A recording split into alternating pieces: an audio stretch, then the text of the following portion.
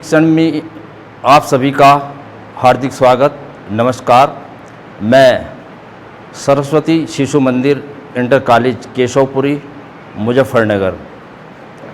भैया बहनों, आज हम कक्षा अष्टम के विषय हिंदी और उप विषय पद को पढ़ेंगे। भैया बहनों, आप सभी ने हिंदी काव्य में अनेक भक्त कवियों के बारे में सुना होगा। जैसे तुलसीदास ने श्री राम के गुणों का वर्णन किया है और सूरदास जी ने श्री कृष्ण की बाल लीलाओं का बड़ा सुंदर वर्णन किया है। इसी प्रकार कबीर ने भी अपनी ज्ञान मार्ग की शाखा के द्वारा निराकार ब्रह्मा की उपासना के बारे में बताया है और बिहारी ने अपने भक्ति और नीति की दोहों से चरित्र निर्माण और नैतिकता पर बल दिया है। ऐसे ही हमारे एक कवि मध्यकाल में भी हुए हैं जो वैसे तो मुसलमान थे लेकिन कृष्ण के भक्त थे। वह कवि कौन थे? वह कवि थे रहीम। तो आज का हमारा प्रकरण है रहीम के दोहे। रहीम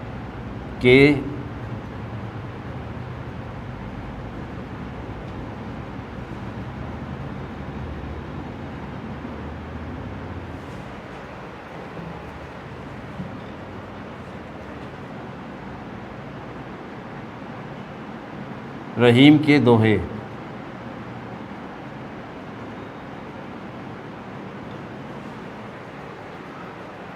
रहीम के दोहों की व्याख्या करने से पूर्व हमें उनके जीवन परिचय के बारे में जानना आवश्यक है। रहीम कवि का नाम हिंदी साहित्य के क्षेत्र में बड़े ही आदर के साथ लिया जाता है और हिंदी साहित्य में उनका नाम बहुत अधिक प्रसिद्ध है। रहीम का पूरा नाम अब्दुल रहीम खान खाना था। इनका जन्म 11 सितंबर 1556 ईस्वी को लाहौर में हुआ था। लाहौर जो दुर्भाग्य से आजकल पाकिस्तान में है। इनके पिता का नाम बैरम खान और माता का नाम सुल्ताना बेगम था। जब रहीम का जन्म हुआ उस समय बैरम खान की आयु 60 वर्ष की थी और रहीम अकबर के नवरत्नों में से एक थे। बैरम खान अकबर के संरक्षक के रूप में कार्य करते थे और अकबर ने ही बैरम खान को खान खाना की उपाधि प्रदान की थी। रहीम कवि होते हुए भी एक वीर योद्धा और नायक थे। वह अकबर के प्रधान सेनापति और मंत्री पद को भी सुशोभित कर चुके हैं। वीरता, राज्य का संचालन, दूरदर्शिता, दानशीलता और काव्य की रचना, उनके यह अद्भुत गुण उनको विरासत में ही उनके माता पिता से मिल गए थे और अकबर की मृत्यु के बाद जहांगीर ने उनके ऊपर राजद्रोह का आरोप लगाकर उनसे सारी संपत्ति जब्त कर ली थी, लेकिन उन्होंने हार नहीं मानी और अपनी काव्य रचना करते रहे। रहीम ने अकबर की आत्मकथा जो तुर्की भाषा में लिखी हुई थी उसका उन्होंने फारसी में अनुवाद कराया। अकबर ने अनेक रचनाओं का निर्माण किया। उनकी रचनाएं हैं रहीम दोहावली या सतसई, बरवई श्रृंगार, नाई का भेद, शोरठा, मदनाष्टक, राग पंचाध्यायी, नगर शोभा, फुटकर बरवई, फुटकर छंद तथा पद, फुटकर कवित्व, सवैये इनकी प्रसिद्ध रचनाएं हैं। इनकी भाषा ब्रज व खड़ी बोली का इन्होंने प्रयोग किया है। और इनकी मृत्यु 1626 ईस्वी के आसपास हुई थी। अब रहीम के दोहों की व्याख्या करने से पहले अब हम काठिन्य निवारण करते हैं। मूल का अर्थ होता है जड़। जड़ आप जानते ही हैं, जैसे कि कोई वृक्ष होता है उसके नीचे उसकी जड़ होती है। अच्युत का अर्थ श्री कृष्ण है।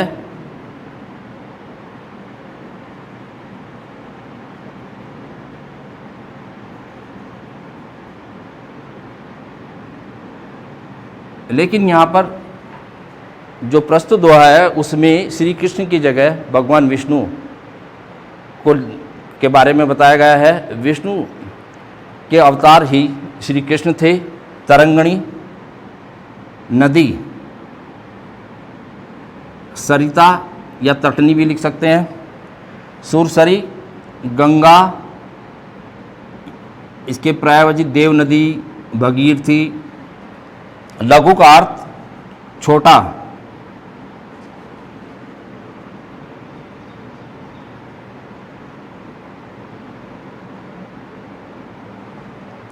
शशि का अर्थ होता है चंद्रमा या मयंक। चंद्रमा या मयंक। गुरायसु, गुरायसु, गुरा मतलब बड़े, आयसु आज्ञा, बड़ों की आज्ञा।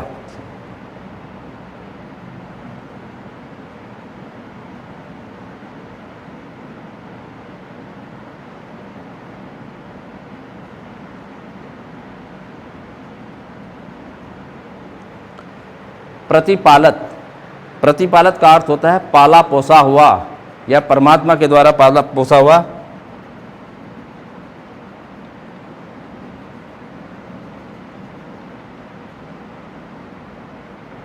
पाला पोसा हुआ।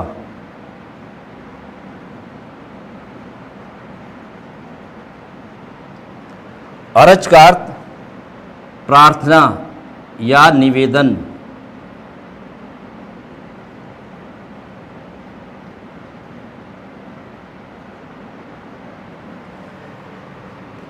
आइए अब हम रहीम के दोहों की व्याख्या करते हैं, उनसे क्या प्रेरणा मिलती है। एकई सादे सब सदई, सब सादे सब जाए, रहीमन मूली सींची बो, फूल ही फलई अघाए। प्रस्तुत दोहे में रहीम जी ने यह कहा है कि एक समय में केवल एक ही लक्ष्य को प्राप्त किया जा सकता है, एक से अधिक लक्ष्य को प्राप्त नहीं किया जा सकता है। एक ही सादे सब सदई, सब सादे सब जाए।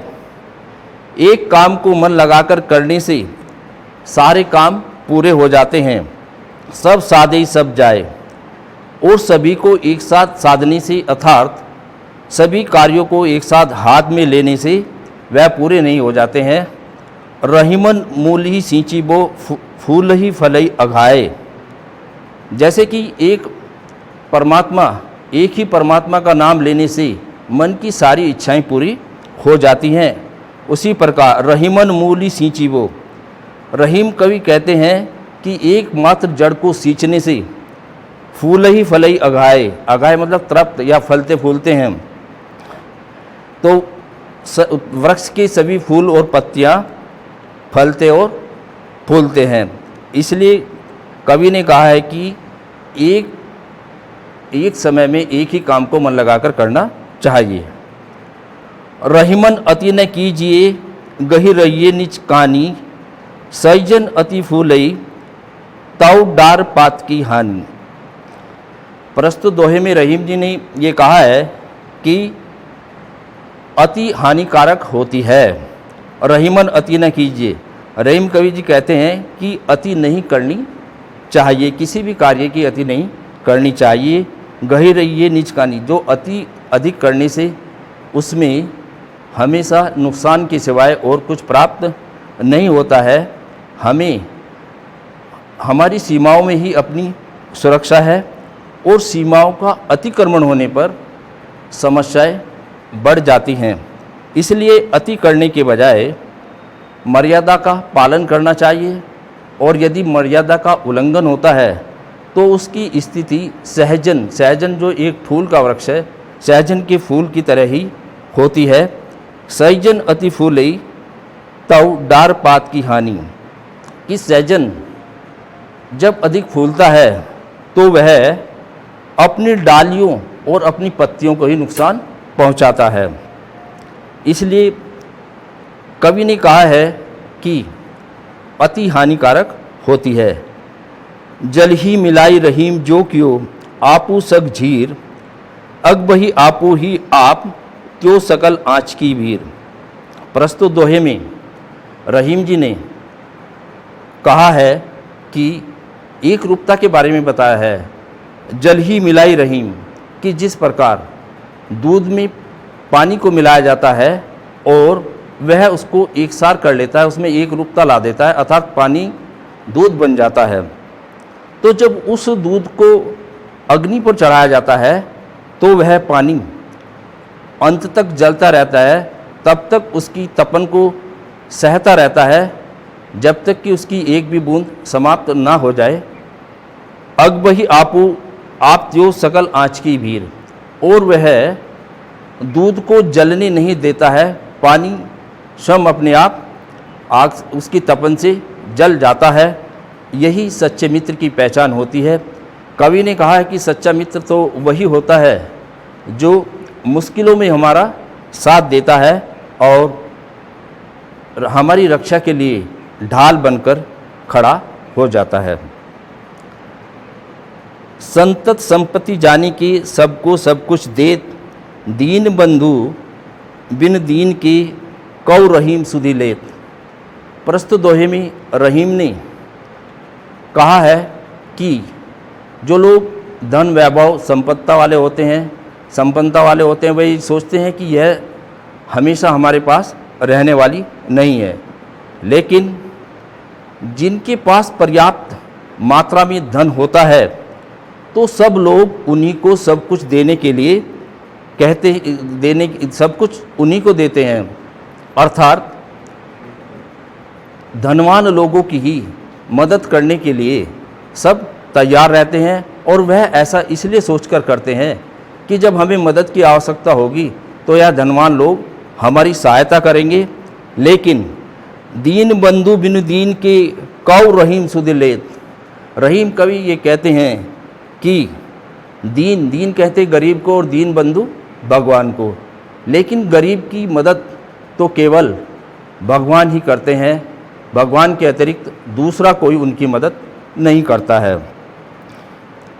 रहीमन रिस को छाड़ी के करो गरीबी भेष, मीठो बोलो ने चलो सबई तुम्हारी देश। प्रस्तुत दोहे में रहीम जी ने कहा है कि हमें सज्जनता के साथ संसार में जीना चाहिए। रहीमन रिस को छाड़ी के, रिस कहते हैं क्रोध को, रहीम कवि कहते हैं कि हमें क्रोध को छोड़ना चाहिए। करो गरीबी भेष, और गरीबों की रहनी रहो, अर्थात सज्जन सत्ता के साथ जीना चाहिए। मीठे बोलो, और मीठे बोलो, नर्मता से चलो, अहंकार से नहीं, फिर यह सारा देश ही तुम्हारा है। अर्थात कवि का ये कहना है कि हमें क्रोध को छोड़कर सज्जनता के साथ जीने से सभी अपने हो जाते हैं। रहीमन बिगड़ी बात बने नहीं, लाख करो किन कोय, रहीमन फाटे दूध को मथे न माखन होए। प्रस्तुत दोहे में रहीम ने ये कहा है कि व्यक्ति को हमेशा सोच समझकर बोलना चाहिए और उसको अपने व्यवहार को सही रखना चाहिए। बिगड़ी बात बने नहीं, यदि कारणवश कोई बात बिगड़ जाती है तो बहुत अधिक प्रयत्न करने पर भी वह बात नहीं बनती है, लाख कोशिश करने के बाद भी वह बात नहीं बनती है। रहीमन फाटे दूध को मथे न माखन होए। रहीम कवि कहते हैं कि जब दूध एक बार फट जाता है तो उसको बार बार मथने पर भी मक्खन नहीं निकलता है। इसीलिए कवि ने कहा है कि हमें सोच समझकर बोलना चाहिए। रहीमन आलस भजन में विषय सुखी लपटाए, घास चरई पशु स्वाद ते गुरु गिली लाए खाए। प्रस्तुत दोहे में कवि रहीम ने कहा है कि जो अपने लिए हितकारी है, जो जिससे अपना भला होता है, वह काम हमें स्वयं ही करना चाहिए। रहीमन आलस भजन में, रहीम कवि कहते हैं कि जो मनुष्य भगवान का भजन करने में आलस करते हैं, विषय सुखी लगता है और अपने विषयों के सुख में लिप्त रहते हैं, अर्थात जिन विषयों से उनको सुख मिलता है वह उसी में लगे रहते हैं। ठीक उसी तरह जैसे घास चरई पशु स्वाद ते, कि जो पशु बिना स्वाद के घास को अपने आप खाता है, लेकिन गुड़ जो उसके लिए लाभदायक है, उसके स्वास्थ्य के लिए अच्छा है, वह उसको स्वयं नहीं खाता है, अर्थात उसके मुंह में जबरदस्ती ठूसा जाता है। इसलिए कवि ने कहा है कि भगवान का भजन करने में आलस्य नहीं करना चाहिए। जो बड़ेन को लघु कहे, नहीं रहीम घट जाही, गिरधर मुरलीधर कहे, सब कुछ मानत नाही। प्रस्तुत दोहे में कवि ने यह बताया है कि जो आदमी व्यक्ति बड़ा होता है वह अपने गुणों के कारण ही बड़ा होता है, किसी के कहने से वह बड़ा छोटा नहीं होता है। जो बड़ेन को लघु कहे, रहीम जी कहते हैं कि जो बड़ों को छोटा कहता है, नहीं रहीम घटी जाए, तो बड़ों के बड़प्पन, उनका बड़प्पन नहीं घटता है। गिरधर मुरलीधर कहे, जैसे कि गिरधर कौन है? गिरधर अर्थात श्री कृष्ण, जिन्होंने गोकुल वासियों की रक्षा के लिए, इंद्र के घमंड को चूर करने के लिए गोवर्धन पर्वत को अपनी उंगली पर उठा लिया था, तब से उन्हें गिरधर कहा जाता है। और मुरलीधर, जो बांसुरी वह अपने होठों पर रखते हैं, इसलिए उनको मुरलीधर कहा गया है। इसलिए भगवान कृष्ण को यदि मुरलीधर भी कहा जाए तो उनकी महिमा में कोई कमी नहीं आती है। जेहे रहीमन आपनो कीनो चारु चकोर, निशी वासर लाग्यो रही कृष्ण चंद्र की ओर। प्रस्तुत दोहे में कवि रहीम ने कहा है कि जिस व्यक्ति ने अपने मन को सुंदर और चकोर पक्षी की तरह बना लिया है, जो नित्य प्रतिदिन निशिवासर का अर्थ, निशि का अर्थ रात और वासर दिन, और रात दिन कृष्ण रूपी चंद्रमा की ओर टकटकी लगाए देखता रहता है।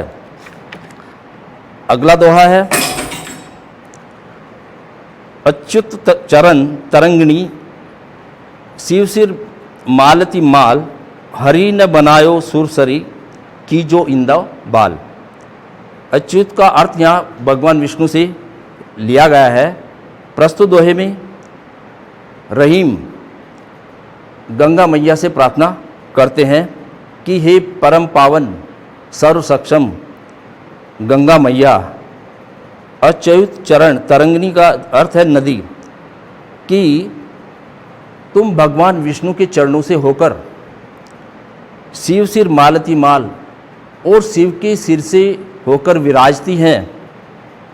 यदि आप मेरा कृपा करके यदि आप मेरा उद्धार करना चाहती हैं तो हरि ना बनायो सुरसरी, तो हे गंगा मैया मुझे हरि मत बनाना। हरि मतलब विष्णु, मुझे विष्णु का रूप नहीं देना, मुझे शिव का रूप प्रदान करना, क्योंकि यदि आपने मुझे विष्णु का रूप प्रदान किया तो तुम्हें चरणों में रखने का मुझे पाप लगेगा, और यदि शिव का रूप प्रदान किया तो आपको अपने सिर पर धारण करने का मैं सौभाग्य प्राप्त कर सकूंगा।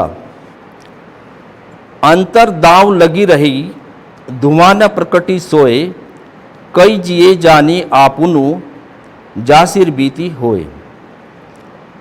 अंतर का मतलब हृदय के अंदर, दाव का अर्थ आग, कि अंदर आग लगी हुई है, अर्थात प्रेम और विरह के अंतर मन में आग लगी हुई है जो दिखाई नहीं दे रही है। धुआं न प्रकटे सोए, जिसका धुआं भी दिखाई नहीं देता है। कई जिए जाने आपनो, जा सिर बीती होए। यह तो केवल वही जानता है जिसके सिर पर बीतती है, केवल उसी का जी उसको जानता है और दूसरा कोई उस आग को नहीं समझ पाता है। अर्थात यह एक ऐसी असाधारण आग है जो केवल प्रेमी के मन को ही पीड़ा पहुंचाती है। अनुचित उचित रहीम लघु कर ही बड़ेन के जोर, जो शशि के संयोग ते पचवत आगी चकोर। प्रस्तुत दोहे में रहीम जी ने कहा है कि कोई भी काम छोटे लोग बड़ों के बिना नहीं कर सकते हैं। जैसे छोटे लोग कोई भी उचित और अनुचित कार्य बिना बड़ों की सहायता से या उनके कहने से नहीं कर सकते हैं। जो शशि के संयोग थे, शशि कहते हैं चंद्रमा, जो जैसे चंद्रमा का साथ पाकर, जैसे शीतल चंद्रमा का साथ पाकर पचवत आगी चकोर, जो चकोर पक्षी होता है वह भी अंगारे को पचा जाता है। शीतल चंद्रमा का साथ पाकर चकोर पक्षी भी अग्नि को पचा जाता है, उसको सहन कर लेता है। अनुचित वचन न मानिए जदपि गुरायसु गाढ़ी, है रहीम रघुनाथ ते सुजस भरत को बाड़ी। रहीम कवि ने कहा है कि बड़ों की ऐसी आज्ञा भी नहीं माननी चाहिए जो अनुचित हो। जैसे कि श्री राम ने पिता की आज्ञा से वन को चले गए थे, लेकिन भरत ने बड़ों की आज्ञा को नहीं माना, जबकि उनको तो राज्य ग्रहण करने के लिए कहा था, तब भी उन्होंने बड़ों की आज्ञा को नहीं माना। तो रहीम कवि जी कहते है रहीम रघुनाथ ते सुजस भरत को बाड़ी। रहीम कवि जी ये कहते हैं कि राम के यश से भरत का यश अधिक महान माना जाता है। अब रहीम चुप करी रहो समूझी दिनन का फेर, जब दिन नीके आई है बनत ना लगई देर। रहीम कवि ने कहा है कि जब किसी कार्य में सफलता नहीं मिलती है, प्रस्तुत दोहे में उन्होंने कहा कि जब किसी कार्य में कोई सफलता नहीं मिलती है तो जब सारे काम बिगड़ जाएं तो समझ लेना चाहिए कि यह केवल दिनों का फेर है और चुपचाप बैठ जाना चाहिए। जब दिन नीके आई है, नीके मतलब अच्छे, जब दिन अच्छे आएंगे बनत ना लगई देर, तो सभी बिगड़े हुए कामों के बनने में देर नहीं लगेगी। इसलिए जब कोई काम नहीं बनते हैं तो उस समय दिनों का फेर समझकर चुपचाप बैठ जाना चाहिए। अब रहीम मुश्किल पड़ी गाड़े दव काम। रहीम जी ने वर्तमान समय की व्यवस्था के बारे में कहा है कि व्यक्ति झूठ बोलकर अपने कार्य तो कर सकते हैं, लेकिन वह भगवान को प्राप्त नहीं कर सकते हैं। रहीम कवि जी कह रहे हैं अब रहीम मुश्किल पड़ी, कि अब मेरे लिए मुश्किल आन पड़ी है। गाढ़े दव काम, मेरे लिए तो दोनों ही काम बड़े कठिन हैं। सांचे ते जग नहीं, और यदि मैं सच बोलता हूँ तो मेरे सांसारिक संबंधों पर आँच आती है। झूठे मिले न राम, और यदि मैं झूठ बोलता हूँ तो मैं राम से बिछुड़ जाता हूँ और राम मुझे नहीं मिलते हैं। अर्थात सच यह है कि झूठ बोलने से कभी भी ईश्वर की प्राप्ति नहीं हो सकती है।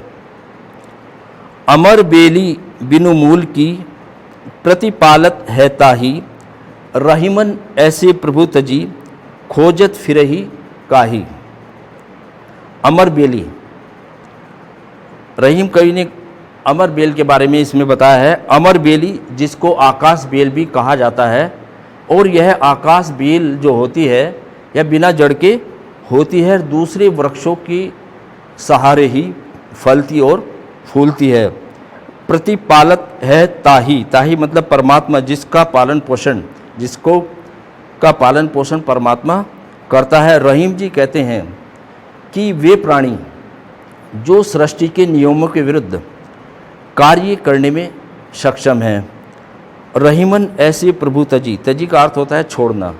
रहीम कवि कहते हैं कि ऐसे प्रभु को छोड़कर खोजत फिरही काही, तुम किसको खोजते फिर रहे हो? उस परमात्मा के द्वारा ही सभी जीवों का पालन पोषण होता है। अमृत ऐसे वचन में रहीमन जिसकी गाठ, जैसे मिश्री में मिली नीरस बांस की फांस। रहीम कवि जी कहते हैं कि मीठे वचनों में क्रोध गांठ या बाधा को उत्पन्न करता है। अमृत जैसे वचनों में क्रोध गांठ या बाधा को उत्पन्न करता है और वो सभी को बुरा लगता है। जैसे मिश्री में मिली नीरस बांस की फांस, जैसे कि मिश्री में नीरस बांस की फांस मिली हुई होती है। नीरस बांस की फांस मतलब बारीक बारीक तुन के रसहीन, वह फीकी हो जाती है, तो वो भी उसी तरह बुरी लगती है जैसे कि मीठे वचनों में क्रोध बुरा लगता है। अरज गरज माने नहीं रहीमन एजन चारी, रिनिया राजा मांगता काम आतुरी नारी। प्रस्तुत दोहे में रहीम कवि ने 4 प्राणियों के बारे में कहा है कि ये 4 प्राणी न तो अरज, अरज कहते हैं प्रार्थना या निवेदन, ना तो किसी निवेदन को मानते हैं और न ही धमकाने से मानते हैं। ये 4 प्राणी हैं। ऋणिया, ऋणिया मतलब जो किसी से ऋण लेता है, उधार लेता है, उसको वो ऋणी है। राजा, किसी राज्य का राजा। मांगता, जो भिखारी होता है, जो मांगकर अपना जीवन यापन करता है, भिखारी। और कामातुर नारी। ये चारों प्राणी बिना किसी न तो निवेदन को मानते हैं और न ही किसी धमकाने को मानते हैं। और अब आइए इन रहीम के दोहों में कुछ प्रश्न, अभ्यास प्रश्न हैं। रहीम जी किस काल के कवि थे? इसका उत्तर, रहीम जी मध्यकाल के कवि थे। ये रहीम जी की जीवनी के बारे, जीवन परिचय में भी आपको बताया था। रहीम जी किसे आलसी कहते हैं? रहीम जी उसको आलसी कहते हैं जो कभी भगवान का भजन नहीं करता, भगवान के भजन करने में भी वह आलस करता है। रहीम जी ने एक सादे सब सादे से क्या बताया है? रहीम जी ने कहा है कि एक काम को मन लगाकर करने से सभी काम पूरे हो जाते हैं। अब ये आगे प्रश्न है, किसी कार्य की अति उचित नहीं होती क्योंकि क्यों? किसी भी कार्य की अधिकता इसलिए उचित नहीं होती क्योंकि अधिकता से सिवाय अपने ही नुकसान के और कुछ भी प्राप्त नहीं होता है। रहीम जी ने क्या छोड़ने के लिए कहा है? रहीम जी ने, जैसा कि दोहे में भी आया है, रहीमन रिस को छाड़ी के, कि रहीम जी ने, रिस कहते हैं क्रोध को छोड़ने के लिए कहा है। दिनों का ध्यान कौन रखता है? अभी आपने दोहे में पढ़ा है कि दिनों का ध्यान, अच्छे दिनों का ध्यान वही रखता है जिसके सारे काम बिगड़ रहे हों। दीन बंधु किसकी सुध लेते हैं? दीन बंधु किसकी सुध लेते हैं? दीन बंधु यानी कि भगवान। भगवान किसकी मदद करते हैं? दीन की, गरीब की। रहीम जी ने क्या नहीं घटने के संबंध में कहा है? रहीम जी ने कहा है कि यदि बड़ों को छोटा कहा जाए तो उनके बड़प्पन में कोई कमी नहीं आती है। कृष्ण को गिरधर व मुरलीधर क्यों कहा जाता है? कृष्ण को गिरधर इसलिए कहा जाता है कि गोकुल वासियों की रक्षा के लिए और इंद्र का घमंड चूर करने के लिए उन्होंने गोवर्धन पर्वत को अपनी उंगली पर उठाया था, इसलिए गोवर्धन को धारण किया था, इसलिए उनको गिरधर कहा जाता है। और मुरलीधर इसलिए कि वह अपनी बांसुरी को अपने होठों पर रखते हैं, इसलिए उन्हें मुरलीधर कहा जाता है। अब कुछ बहुविकल्पीय प्रश्न हैं, इनकी कुछ सही बहुविकल्प हैं, आपको इनका सही निशान लगाना है।